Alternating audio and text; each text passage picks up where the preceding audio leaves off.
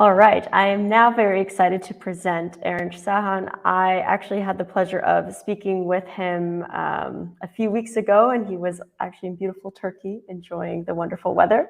So Erinch, you can now join me on stage while I introduce you. Hello again. Hello, Izzy. Wonderful to be with you all and such an amazing group of speakers and participants. Where are you calling from today now? I'm actually still in Turkey. I'm in Izmir at the moment, so I'll be going back to Oxford in the UK, where I live at the end of next week. But I'm enjoying my homeland because I'm originally from Turkey. I grew up in Australia, and it's a wonderful place to be back for a few weeks.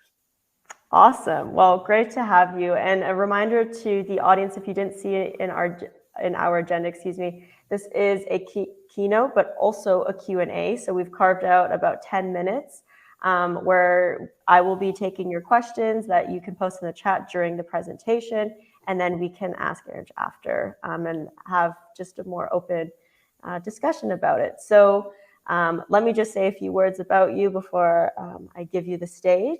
So recently, Erinch was the chief executive of the World Fair Trade Organization.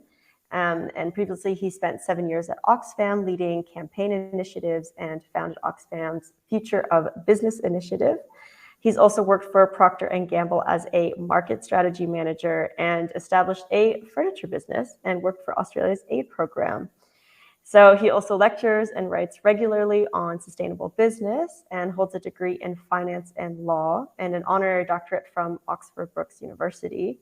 And now he is the business and enterprise leader at the Doughnut Economics Action Lab. So I will leave it to you to tell us more about that. Thank you. Wonderful. Well, thank you. That's quite an introduction. It's a real honor to be with you all. I'm going to put my slides on if the friends, yes, thank you guys for putting that up there. I'm going to talk through a little bit about, firstly, a bit of an intro to myself to build on Izzy's wonderful intro, and then we'll go through the concept of Doughnut Economics for those who have not come across it before we move through what this means for business, and particularly this question of purpose in business, which I hope will build on Thomas's and other ideas that you've already heard. So firstly, a little bit about me. I grew up in Australia. I worked, as Izzy said, at Procter & Gamble, moved into the aid and development world in Indonesia mostly, and then worked in campaigning at Oxfam, where we worked to try to improve conditions in supply chains around the world, doing campaigns, doing work that partnered with businesses, as well as working with different sort of civil society actors around the world. So after doing that for 7 years, I moved to the World Fair Trade Organization, where I was there for 3.5 years doing leadership and being the chief executive of the global network and verifier of that fair trade enterprise concept. Now I work on this concept of Earth. How do we survive? How do we thrive on our living planet? So based on that, just a little bit of an introduction to Doughnut Economics. It's currently a little bit of a hot topic around the world. We're seeing it covered. There's been articles in Time magazine, across the BBC and the Guardian, etc. But the Pope has also embraced it as a concept of Doughnut, of a future economic model. It's the Kingdom of Bhutan to the President of Ireland, and it's sort of making waves around the world as a model that helps us understand how humanity and us as humans relate to our living planet. And the concept works a little bit like this. I mean, firstly, we accept and understand that the 21st century has been a century of financial meltdown, of climate breakdown and COVID lockdown. We've had these crises through the 21st century, and those crises are reminding us that there is something broken in our economic and ecological and social systems. We are overstepping on our boundaries of our planet. We are creating health risks. We are creating financial meltdowns, and we are creating huge impacts of climate change around the world. We cannot ignore these crises. There's something broken, and we need to think of our Earth and our economic system in new ways. And Doughnut Economics is one of those ways that we propose to the world. It's a compass for human prosperity. It's a way of trying to understand the planetary boundaries that we are having to live within and the social foundation. So the requirements that we need as humans to have the basics of human life covered. And the two are both as important as each other. We need to make sure we don't overstep and overshoot in our planetary boundaries. And we all need to also make sure that the social foundation is there and that we are benefiting humanity in the way that we need to. The two sort of are significant together. And when we look at the collective selfie, the collective portrait of humanity, this is where we are. Humanity is living far out of balance. We are overusing our planetary boundaries and we are under-delivering in terms of life's essentials around the world. Now, this is the same whether we look at it in a rich country or a poor country or a middle income country. In the poorest countries, what we are seeing is huge levels of poverty, huge levels of under delivery of life's essentials and those opportunities of life's essentials without necessarily using a lot of planetary boundaries. And when we move to the richer countries, this model of economic development, this model of economic system that we have has led to us in huge planetary overshoot. We are overusing our resources to a point where we are damaging them, some of them permanently, in the way that we are working. So that's the same whether you look at the United States, the world's largest economy, or a sort of a leading progressive economy like Sweden. It's still overusing the natural resources. The Netherlands, all across Europe, Turkey is also, picture looks quite similar to this. So you can see some of this through the link that I provided at the bottom at the doughuteconomics.org. But essentially, it's telling us that every nation needs to transform. Now, what does this mean for business? Well, it means a few things. Firstly, it means we need to revisit the corporate to-do list. At the moment, the way companies are behaving are either doing nothing, doing what pays now, so doing the things that will increase profits. So let's reduce water use, let's reduce carbon emissions, let's pay higher wages, if it means that we can increase profits, if it means we can decrease costs, if it means we can increase market share. You know, this is the current mentality of companies. And a lot of this gets tied up with purpose. You know, purpose gets respun through models that think about it in terms of how do I actually increase my profits? We've also got companies that are starting to think about doing your fair share or doing mission zero. And what in those ones, what we're seeing is that it's still not sufficient because we actually need to repair some of the damage we've done to Earth and to social systems around the world. So it's about moving above and beyond these. And we're calling this doing the donut. And that doing the donut has got a few key aspects to it. So firstly, we recognize that when we look at our model of production around the world, our economic system, we have a system of take, make, use, and lose. So we take from Earth's essentials, we make them into products, we use them, and then we lose them. And this is a huge issue for us because what we are doing is destroying our planetary resources. This is our production model. This is what we see on our streets. This is what we see in our wastelands. This is what we see in our rivers, in our forests, on our soils around the world. Our forests are being depleted. And this model of production cannot be purposeful. This model of production cannot be spun into something else that it's not, because it's destroying our planet. It's destroying the very life support system that we are on. And in its place, what we can have is a regenerative model, a model that goes beyond being sustainable, because we cannot just sustain something that we have damaged. We need to repair it. We need to regenerate. And that means we think of both the biological nutrients, so the things we are taking from Earth, those natural biological nutrients, and we need to think about how we can regenerate them. We can capture value at each stage of decomposition, so we're not creating waste from them. And on the technical side, we also need to restore, we need to repair, reuse, refurbish, recycle technical nutrients, whether those are electronic components or plastic materials. We need to make sure that all those technical nutrients also get reused in our economic system more broadly. So that's the ecological side. But then within the ecological side, we're also starting to see some really interesting new innovations. We're seeing, for instance, the biological loops that are being closed by businesses like Sanergy, which is an enterprise in Kenya, in the slums of Nairobi, that is creating toilets for people where toilets did not exist, and the waste from the toilets is being turned into fertilizer, which grows food. Or we've got the open modular design of Fairphone, which is a model of production of a phone and design of a phone that allows it to be repaired, allows it to have a longer life cycle, and getting rid of the built-in obsolescence that we see around in many technical industries. Guys, I'm just going to see if I can share my screen, because actually the animations aren't working on this one. So hopefully that is okay.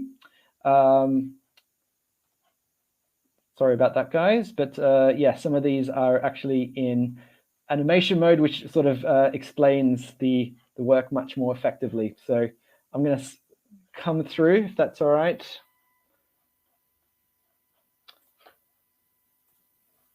Great. So Sanergy, let me sort of explain this a little bit in further detail. So we've got the various models of biological loops that are taking from those toilets and turning them into different food products. We've got modular design like Fairphone, which has got different components that can be repaired. We've got models like Houdini, which take which are making sure that the production, this is a Swedish company, is making sure production is able to separate the technical and biological nutrients, so that you've got natural fibers that can be separated easily. Those natural fibers are being turned into food, then they're being turned into different reusable products.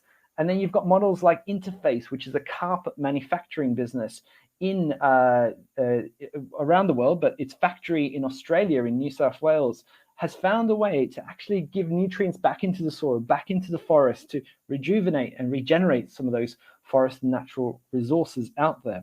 So that's the technical side, so the ecological side. But when we look at the social side, we're also starting to see a huge amount of issues in terms of how divisive inequality has become, how we've seen a huge amount of division of societies, instability in society that's starting to be created around the world. And that divisive model of production is a major issue for us. And I think we can look at this in terms of being distributive. How do we distribute the value and the opportunities much more effectively? So all of these might feel like they are concepts that are idealistic or going into some sort of a future that doesn't seem plausible.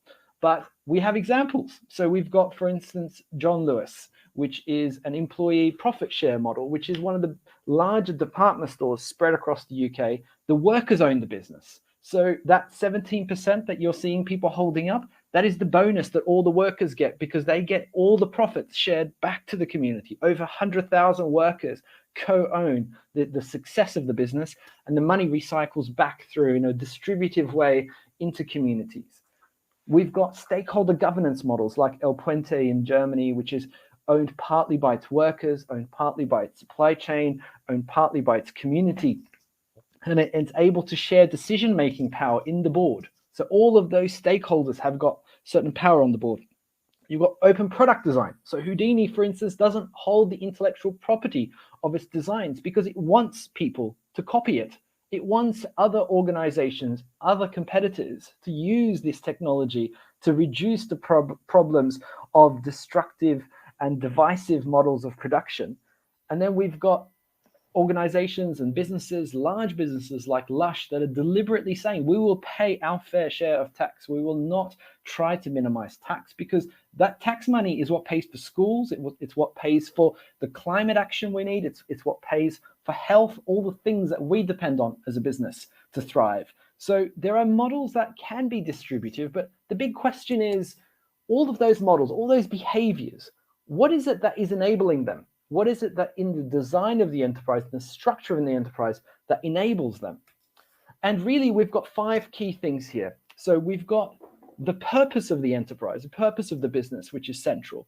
We've talked a lot about this, and we've heard about this. This is not just a way of wordsmithing something pretty on a marketing platform. It's not something to put on a website or an Instagram. It's actually thinking about what's central in the existence of the company. There's the networks of the business. So how it's actually structured among its different stakeholders. There's the governance, how are decisions made and who holds decision-making power. There's the ownership, who owns the business and who is a partner in this. And there's the finance, its relationship with its investors and what conditions what power is distributed through that. So it's about going from this old way of thinking about business in the 20th century, last century, the dinosaur way of thinking about things, of how much value can we extract from this enterprise, to thinking how many benefits can we generate in the way we design this enterprise. And let's unpack this a little bit, because we've got examples like the Danish company Doughnut Energy, which has gone deliberately, regardless of its profit motive, regardless of its returns expectations, from a fossil fuels company to a renewable energy company, and completely abandoned its fossil fuels business over time. We've got also different ways of locking in purpose and making that purpose actually structurally meaningful in the business. So not a marketing exercise, but truly a way of changing to make that purpose real in the way decisions are made in that business. And that goes everything from a fair trade enterprise or a cooperative model to B Corps, to L3Cs, to community interest company models, or social enterprise verification systems. There are loads of these sorts of models that are coming out. On top of this, we've also got networks. So what is the relationship of the business with those in its supply chain and its customer markets? How is it connected, and how do those relationships reinforce the purpose? So going from an approach where everything is commodified and commodity markets are determining the models of trade happening, to long-term supplier partnerships, for instance, like the Body Shop or Dr. Bronner's, or the Fair Trade certification for commodities. We've also got, obviously, the different networks that the business might be in. So those regressive older alliances that are trying to stop action on climate, trying to stop action on human rights, to those on the right-hand side that are generative, that are generous to society, generous to community, generous to the world, who are being deliberate about promoting renewable energy or fair tax, for instance. Next and third, we've got governance, which is about going from this older world of extractive enterprises that have a particular kind of board and principles and metrics and cultures, to ones that are deliberately structuring this in a different way. So on the left-hand side, you're seeing models that are in service of financial benefit for shareholders and owners exclusively. I mean, one way or another, if that remains the core governance, the core ownership, the core purpose of the business, you can put whatever you want on top. If that is the centerpiece of the structure of a company, that purpose is never authentic. That new purpose, that reshaped, reworded, wordsmith purpose is never going to feel authentic. It's never going to last long term. But if you can get the actual business to evolve over time, and this doesn't have to be an immediate change, this could be over time, and thinking, you know what, I care about my workers. That's a major impact I have in my community, in my supply chain. And I'm going to make sure workers have a seat on my board, or I'm going to make sure that my principles and my practices embody this. Then suddenly that governance starts looking meaningful. There are ownership models as well that are starting to show a difference. And that ownership can obviously range from a huge amount. One example is employee ownership, and we're seeing a lot of rise of transition to having part employee ownership or full employee ownership, but also steward ownership companies, like these brands that some of which are well known, from IKEA to Carlsberg to Bosch to Ecosia. All these companies and businesses, they have a model where they have been deliberate to say, look, we have a golden share, or we have a purpose share that is held by an organization that can veto our decisions if we move away from purpose. So that it's not just held by shareholders expecting a dividend. There's a different class of shareholder that has a different kind of role, a different kind of power, doesn't have a returns expectation, doesn't get a dividend, but can make sure we stay committed to our purpose. And suddenly you've got something authentic and innovative in the way that becomes locked in longer term. And lastly, the finance that's behind this. So going from quarter is king to finance serving a very specific purpose. From short-term, from financial, from number crunching, Excel spreadsheets, thinking long-term, holistic, thinking about all the different impacts that a business has on different stakeholders. So all of this is embodied in different examples. One quick example, just to sort of give highlight, is Unilever under Paul Polman's leadership had a huge effort to try to transform its leadership, its model of business. It did some fantastic work with the Sustainable Living Plan. It had some fantastic progress happening. What happened when Unilever's Paul Polman came out and said, we cannot be slaves to shareholders, we have a broader purpose, we have a broader role? The markets came in. So Kraft Heinz and 3G Capital came and said, you're leaving money on the table. You're leaving value on the table with some of the things you're proceeding with.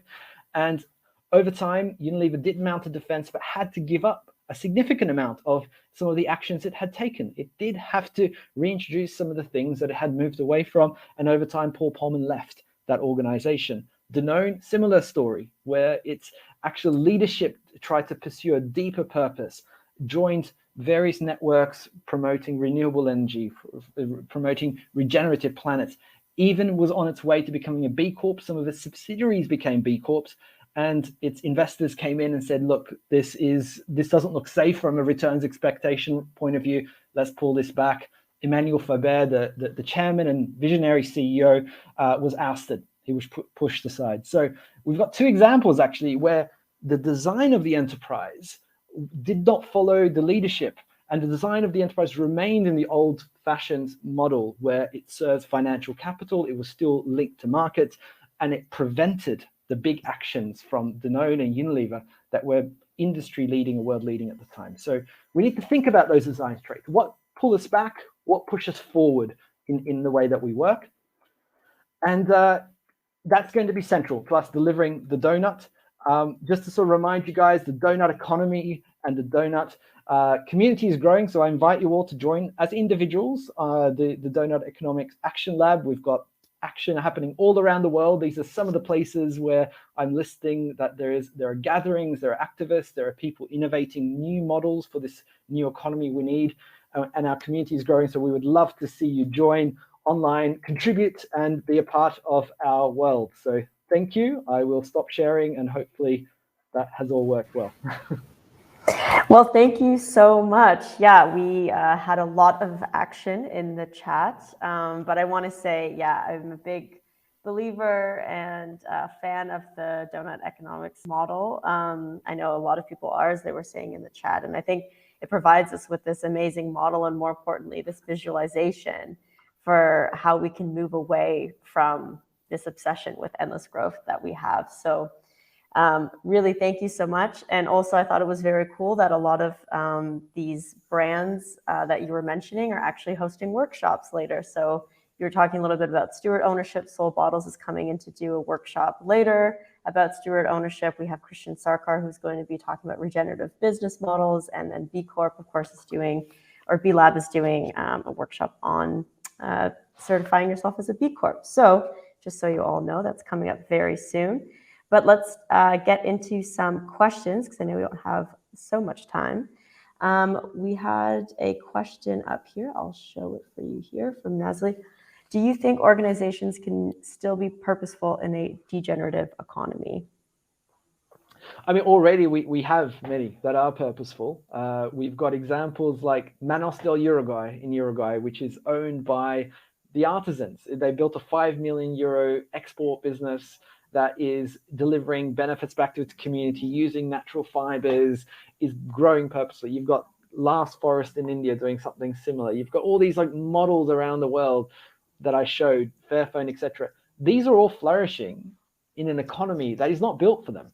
The economic system, the financial system, the regulatory system, the way business schools train people, the way supermarkets put products on shelf, all of this is not designed for a purposeful economy. So I think we can, and we have, but I think now the next step is to build enough momentum with these purposeful organizations that embody purpose in their design, not just in what they say and what they sell, but in who they are, in their DNA, to then move into challenging policymakers to say, hey guys, we are the future. This is the enterprise model that we are building. It's your turn to step up and start shaping the economic system around our reality so that we actually are the ideal of the future economy. We're not on the sidelines. We're not on the corners. We're not on the margins. This is the proof of concept. And I think policymakers listen to business. When businesses step up and ask them to be progressive, ask them to create new models, new ideas, that clout can go very far. Awesome, thank you. And yeah, on that topic of challenging us, I do remember reading more about Kate Raworth and how when this model first came out, it was met with a little bit of I don't know how to say, hesitation or criticism. But yesterday, what we learned a lot as a group here was, of course, that collaboration is key. We need to have systemic responses. And so I think that ties in nicely with this question from Daria, if I can pop it up on the screen.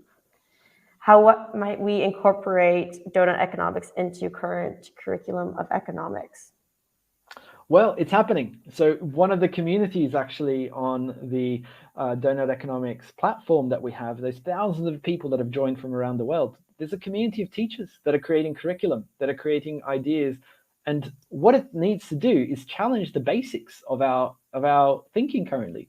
One is that growth has to keep happening, that GDP is king, that we have to keep increasing our scale of our economy, because the reality of our planet cannot take that theory anymore. The reality of our planet has got limits. So I think once we start making that clear observation and then start thinking, okay, well, what else? What else is out there? Then actually Doughnut Economics and many other economic models and ideas in this sort of new economy movement more broadly are showing the way. So I'm really interested. It's really been interesting seeing school teachers, from high school teachers to university professors, start to embrace this and adapt new ways for their context and new ways of teaching this for the next cohort of students that are for the 21st century, not the ideas of the 20th century. Yeah, and I can definitely say that in my schooling, in the master's that I took a couple of years ago, this was one of the first things that we did learn, which was very exciting. That's how I first came to know about Doughnut Economics. So yeah, we had Professor Colin Meyer yesterday talk about how also institutions and educational institutions, they have this responsibility, right? Like you said, from early schooling to up until your post-grad master's, what have you. So we have another question. I love these questions. Keep them coming, friends. So here, do you think some organizations are feeding the degenerative economy on purpose, not on purpose? Yes, nice play on words. Yes, I do think so. There are some that are benefiting from the degenerative economy. There are fossil fuel companies that are benefiting from this. There are monocropping agricultural plantation businesses that are built on deforestation. There are companies doing this. I don't need to list them. You all know ones in your context. I know ones in my context that benefit from the status quo in the short term. But we are sort of cutting off we're sitting on a branch and we're cutting that branch. Like that branch we're sitting on is our Earth. There isn't a second one. I don't know if you saw the pictures from Mars, but I don't want to live on Mars. I want to live on Earth. We have a quite an amazing planet, and we can't just say, look, we will save Earth if it can create more profits for us. If that is the condition, then we are really limited in what we can do. We need enterprise designs that are not just about increasing profits, that can say, look, we're viable. Maybe we are the right size. Maybe we don't need to grow bigger. Maybe this business is the right size. We sell the right amount of products. This is the right amount for us. That this feels crazy. I went to business school. I've taught at business schools for 20 years. It feels crazy to say that it's always, what's the market growth? What's the turnover growth? What's the profit growth every year, right? And can you imagine us instead having these assumptions of this is adequate, this is enough, this is sufficient? It's almost like we've been trained as people in the business world to never ask that question, and I think it's a big part of it. I've seen amazing questions come through as well that I want to recognize. There's a question about ownership being central. Yes, I think it's absolutely central to all of this thinking, because unless we can align ownership with what we're talking about, a lot of it's just words on a paper, and a lot of it is just limited to the things that will make the billionaires, as rich as possible within this system. Yeah, absolutely. And thank you. I have the question up here because I think it is a really great question, because, people in our sector who are looking at Danone and the Unilever case, obviously we look to ownership and we see how much that's linked with the transformation. I also can think of Etsy. They lost their B Corp status the moment they IPO'd and they changed their leadership. So I do think, ownership definitely plays a role. You'll hear more about that in our workshops. So we unfortunately have 1 more minute left. So I just wanted to open the floor to you. Oh, Maybe there's one more question that would be Please good to end Lizzie, with. go on. And then we'll have a little wrap up. So here from Thomas, sustainable and being regenerative. I mean, I think, so on the social side, I think it's a journey from being divisive to being inclusive to being distributive. So, and on the sustainability side or the ecological side, it's a journey from being degenerative to being sustainable to being regenerative. And I'm being deliberate here in saying being inclusive and sustainable, they are the half step. The full step is to get to a point where we are being distributive. So we are really sharing value broadly, not trying to capture it, sharing it. And we're being regenerative. So we're not just having zero impact on the planet. We are repairing the damage we've done. We're putting nutrients back into the soil. We are cleaning the rivers and oceans. We are increasing the biodiversity of forests. So we're actively, and the outputs of our production are actively doing this. I mean, this feels so big because just getting to zero impact and getting to sustainable feels difficult. But we have no choice. We have to repair some of this damage we've done to our planet as well to be able to live on it. So that's my definition of being sustainable and then getting to regenerative beyond sustainable. And I hope that we can all ask these big questions about enterprise design, and we can ask ourselves, how can we innovate new ideas? Because you're going to hear a lot about these different examples that exist, B Corp, steward ownership, etc. Fantastic starting point. We need to go beyond. We need to create 1,000, 1,000,000 of these options out there, because we're at the beginning of this journey of designing enterprises for the 21st century.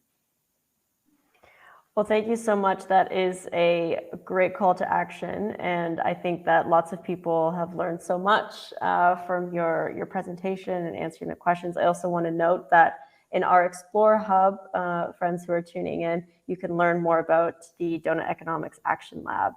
But thank you so much, Erinch. And please, if you want to check out the comment section more, maybe you can engage with them in the chat. I will. Thank Thanks, you so guys. much. Such a pleasure.